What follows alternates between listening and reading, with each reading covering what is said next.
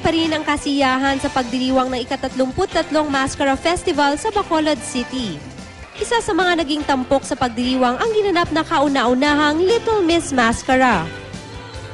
Sa 12 bibo at cute na mga batang ito, nangibabaw ang galing ng 5 taong gulang na si Methuselah Victoria Omega. Thank you na nagdaog ko. Nakisaya rin sa pageant sina protege finalist Nomer Limatog at ang child wonder na si Jillian Ward.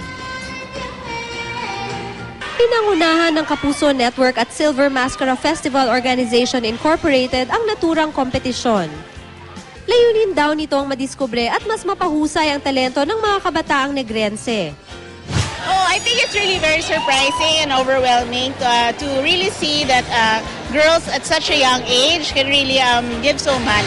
So in terms of talent, beauty, of course, brains. Sa pamamagitan ng mascara preview, inirampa naman ng mga Negrense ang mga makukulay at naggagandahang costume na ito.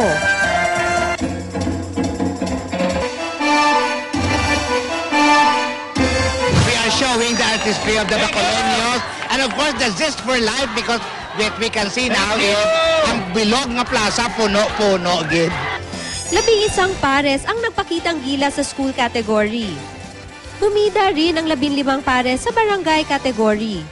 That's unbelievable. I didn't expect it was that beautiful. Bukas, sa mismong araw ng kompetisyon, iaanunsyo ang mananalo. Inabangan din ng libo-libong manonood ang performance ng Kapuso Stars na sina Micael Daes at Bianca King. Magtatapos ang Mascara Festival na may temang Life is Good in Bacolod sa Lunes, October 22.